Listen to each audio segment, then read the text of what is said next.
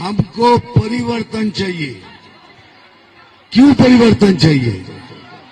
आज अगर परिवर्तन हुआ तो ये झारखंड प्रगति की ओर और तेजी से बढ़ेगा।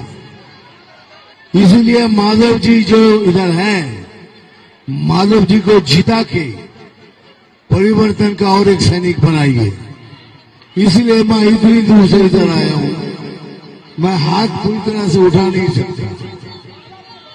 আমি আপনাদের কাছে এইটুকুই অনুরোধ করতে এসেছি कि আমরা পরিবর্তন চাই। এই পরিবর্তন চাওয়া मतलब পরিবর্তন এলে পরে সমস্ত রাজ্যের প্রগতি হয়। এই মাধবজিকে জিতিয়ে এই পরিবর্তনের সৈনিক করুন। আমরা তো রইলাম, আমরা বিজেপি পার্টির সাথে তো হয়েছি, থাকবো, কিন্তু আপনাদের থেকে এনাকে জেতাতে হবে। अरे भाई, मैंने जब आया था मैं देखा था यहाँ पूरा लेडीज है।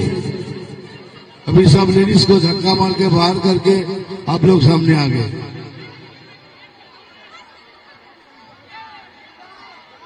তোমরা উঠলে কেন?